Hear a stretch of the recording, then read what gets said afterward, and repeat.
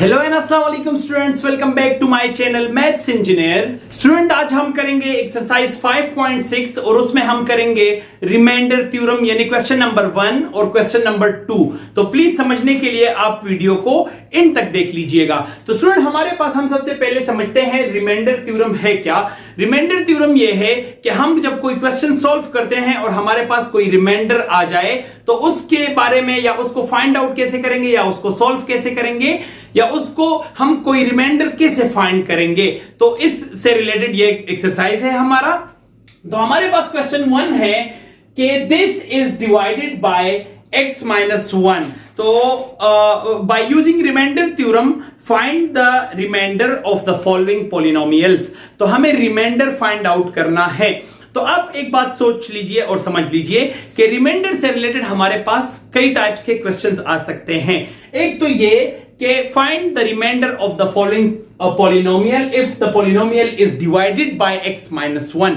यानी ये already divide हो चुका है, किस पे, x माइनस 1 पे, डिवाइडेड बाय लिखा है, ठीक है। और इसका एक और केस आ सकता है हमारे पास जो कि divide this polynomial by x minus 1 and verify your answer by remainder theorem. तो हम अपने आंसर को देन वेरीफाई भी करेंगे। क्योंकि इस क्वेश्चन में हमें उस चीज की जरूरत नहीं है तो हम डायरेक्टली अपने क्वेश्चन को सॉल्व करते हैं। So this is divided by x minus 1 and find the remainder. तो रिमाइंडर हमने फाइंड आउट करना है। तो डिवाइड वाला नहीं करना क्योंकि ये ऑलरेडी डिवाइड हुआ है। तो आपने क्या करना है, सबसे पहले इसको लिखना है कि सॉल्यूशन में हमारे पास p ऑफ x है।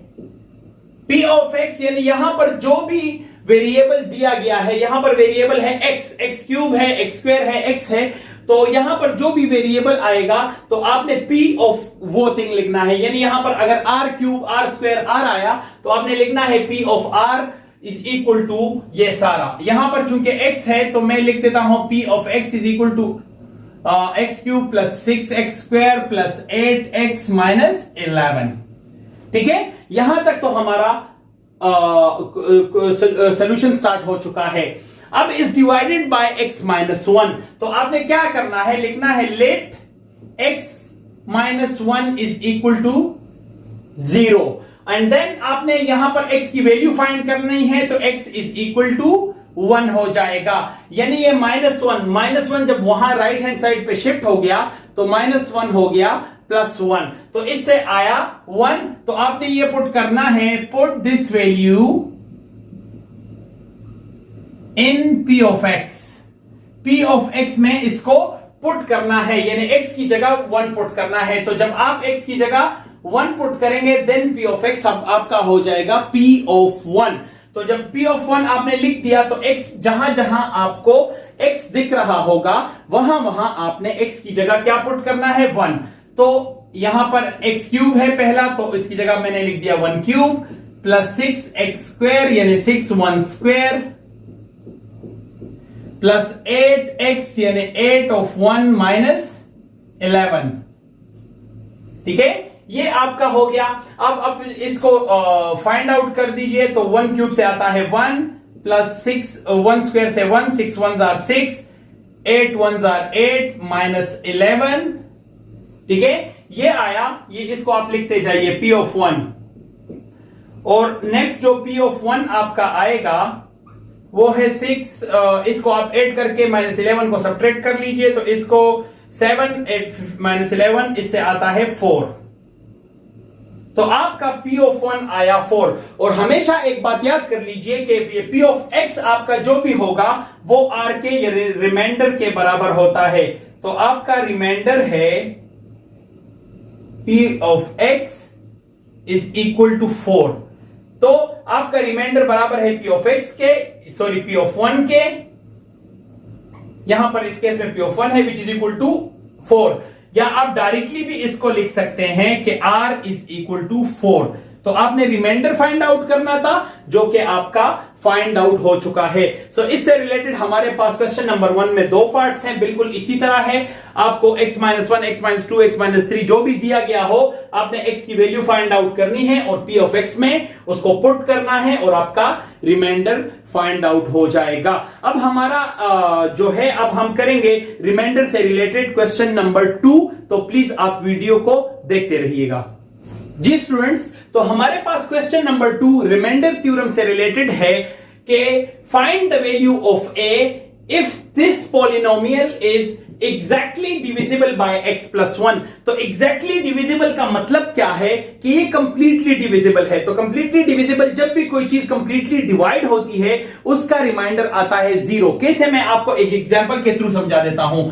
सपोज करें मुझे 4 डिवाइड करना है 2 पे, ठीक है, तो मैं इसको कर देता हूं 2 2 आर 4 और इसका जब कंप्लीटली डिवाइड हो गया तो इसका रिमाइंडर हमारे पास आया 0। तो आपका रिमाइंडर क्या आया? 0। तो इसका मतलब है कि ये एग्जैक्टली यानी कंप्लीटली डिविजिबल है या डिवाइड हो चुका है। तो जब भी कोई चीज एग्जैक्टली या कंप्लीटली डिवाइड होगा तो उसका रिमाइंडर हमेशा आपके पास आएगा 0। तो इस केस में ऑलरेडी इन्होंने गिवन डेटा में लिखा है कि ये एग्जैक्टली डिविजिबल है यानी कंप्लीटली डिविजिबल है। तो इसका मतलब जो भी रिमाइंडर होगा वो 0 होगा। यानी इस पूरे पॉलिनोमियल को आप सबसे पहले क्या लेंगे? p ऑफ x लेंगे, उसी तरह क्वेश्चन नंबर 1 की तरह। तो आप इसको क्या कर लीजिए, p ऑफ x को आप ले लीजिए 2x³ minus ax square minus 2ax plus 3x plus 2, ठीक है।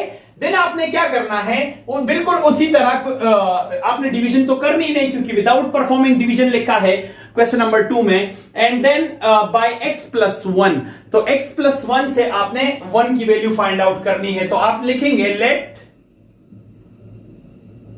x plus 1 is equal to 0 या x is equal to -1। Put this in p of x। तो आपने ये वैल्यू p ऑफ x में पुट करनी है। तो स्टूडेंट एक बात यहां पर नोट कर लीजिए कि जो आपका p ऑफ x है ये हमेशा बराबर होता है रिमाइंडर के यानी r के, और इस केस में आपका r है 0, यानी यहां पर p ऑफ x भी 0 हो जाएगा। r बराबर है p ऑफ x के, तो अगर r 0 होगा तो p ऑफ x भी 0 होगा। तो आप सिंपल, जब रिमाइंडर 0 है, कंप्लीटली डिविजिबल है, तो आपने इसमें लिखना है i.e. r is equal to p of x is equal to 0। चूंकि हमारे पास गिवन डेटा में कंप्लीटली डिविजिबल है तो मैं p ऑफ x की जगह हमेशा 0 डालूंगा। कब डालूंगा मैं ये भी आपको बता देता हूं। यहां पर मैंने अब x की जगह डालना है -1, तो p ऑफ -1 हो जाएगा, p ऑफ -1, और जहां जहां x वेरिएबल दिखेगा तो वहां वहां मैं -1 पुट कर देता हूं। तो यहां देख लीजिए a -1 का स्क्वायर -2a x की जगह -1 प्लस 3x की जगह -1 और एंड पे 2। तो 2 मैंने लिख दिया है। तो जहां जहां मुझे x दिखेगा इस पूरे पॉलिनोमियल में, उसमें मैंने -1 पुट कर दिया क्योंकि x की जगह मैंने -1 लिख दिया और यहां p ऑफ -1 मैं लिख चुका हूं। अब क्या है हमारे पास, एक बात यहां पर आपने नोट करनी है। अब ये p ऑफ x यानी p ऑफ x की जो भी वैल्यू होगी वो p ऑफ x है, तो इसकी जगह आपने पुट करना है 0। एंड नेक्स्ट आपने क्या करना है, यहां पर एक बात नोट कर लीजिए कि जब भी आपका माइनस के ऊपर पावर आ जाए ऑड नंबर मींस 1 3 5 7 11 13 15 17 19, इस तरह का ऑड नंबर आ जाए माइनस के ऊपर, तो वो हमेशा जो भी वैल्यू आपको देगा वो माइनस में होगी। कैसे, आप देख लीजिए कि फॉर एग्जांपल -2 के ऊपर मैंने लिख दिया 3 पावर, ठीक है। तो -2 मल्टीप्लाई -2 मुझे फाइंड आउट करना है। तो -2 तो minus minus plus in 2 multiply 2 is 4। अब मुझे इसको मल्टीप्लाई करना है इस थर्ड के साथ। देन देख लीजिए प्लस माइनस 4 2s are 8, ठीक है। तो एट द एंड जब भी ऑड नंबर्स ऑड पावर होगा तो एट द एंड आपको वैल्यू माइनस में ही मिलेगी। तो ये आपको समझाना है। और नेक्स्ट, अगर आपके पास माइनस के ऊपर पावर आ जाए इवन नंबर, तो जो भी आपको वैल्यू देगा वो आपको पॉजिटिव नंबर देगा। तो मुझे ये फाइंड आउट हो चुका है। तो ये हमारे पास -1 मल्टीप्लाई -1 मल्टीप्लाई -1 से आया -1 एंड देन 1 के ऊपर पावर है इवन नंबर, तो इससे हमारे पास बनेगा 1 1 1 आर 1 minus minus plus and then minus minus plus, क्योंकि इस पे कोई पावर नहीं है तो मैं डायरेक्टली मल्टीप्लाई कर रहा हूं, प्लस माइनस माइनस एंड 2। ठीक है, ये आप नोट कर लीजिए कि आपने फाइंड द वैल्यू ऑफ ए हमें फाइंड आउट करना है। देन अब क्या कर लीजिए, प्लस यहां पर प्लस है तो प्लस माइनस माइनस, जिसके पास कोई साइन नहीं होता जिस भी नंबर के पास, तो उसके पास हमेशा माइनस मौजूद होता है।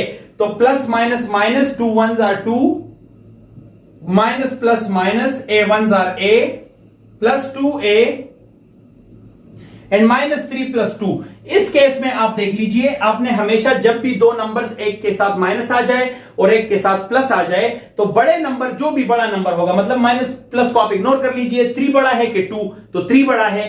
3 बड़े नंबर का साइन लिखना है, तो 3 का साइन है माइनस, तो मैंने माइनस लिखा। और बड़े नंबर से, लार्ज नंबर से स्मॉल नंबर को सब्ट्रैक्ट करना है, तो 3 से जब आप 2 सब्ट्रैक्ट यानी माइनस करेंगे तो 3 - 2 इज 1, तो इससे आपके पास आएगा 1।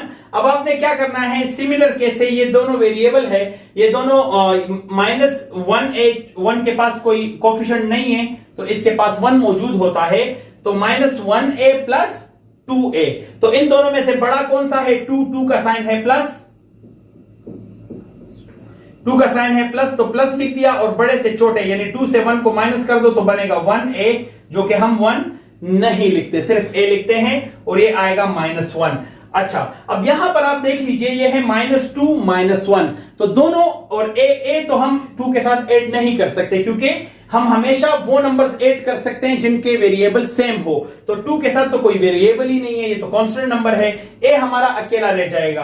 तो इस केस में हमारे पास ये दो कांस्टेंट नंबर है जिसको हम आपस में ऐड कर सकते हैं। तो जब भी कोई दो नंबर्स आपस में ऐड करने हो और उनका साइन एक जैसा हो, तो हम उनको ऐड करेंगे और साइन वही लगाएंगे जो उनका साइन होगा। तो यहां पर इन दोनों का साइन है माइनस, तो जब भी दो माइनसेस को हमने ऐड करना हो तो साइन लगाएंगे माइनस का और दोनों नंबर्स को ऐड करेंगे। ये 0 0 आप लगाते जाइए, तो -2 -1, तो इससे आएगा -3 प्लस a। ठीक है, मैं इसको यहां मूव कर लेता हूं इस क्वेश्चन को, तो ये होगा 0 = -3 प्लस a। ठीक है, चूंकि आपने a की वैल्यू फाइंड करनी है, तो ये 3 को आपने इस साइड पे शिफ्ट करना है। तो यहां पर ये माइनस है और जब ये शिफ्ट हो जाएगा तो ये प्लस हो जाएगा, तो 3 = a आएगा। या आप इसको ऐसे भी लिख सकते हैं कि a = 3। तो ये था हमारा a की वैल्यू फाइंड आउट करना रिमाइंडर थ्योरम से रिलेटेड। ये दो क्वेश्चन थे, एक्सरसाइज 5.6 का क्वेश्चन नंबर 1 और क्वेश्चन नंबर 2 रिमाइंडर थ्योरम से रिलेटेड है, जो कि हम दोनों सोल्व कर चुके हैं। तो आई होप स्टूडेंट के आपको रिमाइंडर थ्योरम समझ आ चुका है और रिमाइंडर थ्योरम से रिलेटेड क्वेश्चंस भी समझ आ चुके हैं। जो हमारी इंशाल्लाह जो हमारी नेक्स्ट वीडियो होगी वो फैक्टर थ्योरम से रिलेटेड होगी और उसमें हम फैक्टर थ्योरम से रिलेटेड क्वेश्चन सॉल्व करेंगे जरूर। तो इस क्वेश्चन में अगर आपको इस क्वेश्चन नंबर 1 में और 2 में कहीं पर भी कोई प्रॉब्लम है तो प्लीज कमेंट्स में मेंशन कर दीजिए। और मजीद ऐसी अच्छी और इंफॉर्मेटिव वीडियोस देखने के लिए हमारे चैनल मैथ्स इंजीनियर को सब्सक्राइब कर लीजिए और बेल के आइकन को प्रेस करना ना भूलिएगा ताकि आपको मिले हमारी वीडियोस सबसे पहले। Thank you so much for watching.